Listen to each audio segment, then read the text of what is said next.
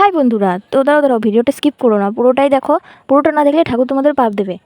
তো আজকে আমার জন্মদিন এবং তার সাথে আজকের থেকে ঝুলন শুরু। তো আমার জন্মদিন, সেই জন্য আমি চলে গিয়েছিলাম আজকে আমাদের বাজারে কৃষ্ণ মন্দিরে ঠাকুরের প্রসাদ দিতে।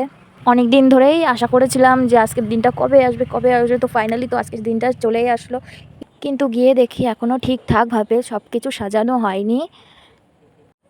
এখনও রাধাকৃষ্ণকে ঝুলন মানে দোলনা এখনও বসানো হয়নি, আর গোপালকেও এখনও বসানো হয়নি। তো দেখে একটু খারাপ লাগছিল দেখে, কারণ আমি অনেক আশা করে গিয়েছিলাম যে কৃষ্ণ ঠাকুরের সেই ঝুলনটা আমি তাদের দোল দেবো, কিন্তু সেই আশাটা আর হলো না। তো বন্ধুরা, তোমরা কেউ বলতে পারবে এটা আমার ভাই না দাদা? তো বন্ধুরা, ও আমার ভাই, আর দেখো আমার থেকে কত লম্বা, সবাই দেখে বলে ও আমার দাদা। তো বন্ধুরা, তো মন্দিরে একজন গোসাই বাবা ছিল, তো তার কাছে প্রসাদটা দিয়ে আমরা বাড়ির দিকে রওনা দিলাম। তো বন্ধুরা, মন্দির থেকে এসে আমি বাড়িতে ঘুমিয়ে পড়েছিলাম। ভাই হঠাৎ করে এই চকলেটটা এনে আমার হাতে দিয়েছিল। ঠান্ডা ঠান্ডা ছিল, এবার আমি ভয় পেয়ে গেছিলাম। হঠাৎ করে ঘুমের মধ্যে যদি কেউ এরকম ঠান্ডা ঠান্ডা জিনিস যদি হাতে দেয়, তো মানুষ তো ভয় পেয়েই যাবে। তো ঠিক আমিও ভয় পেয়ে গেছিলাম।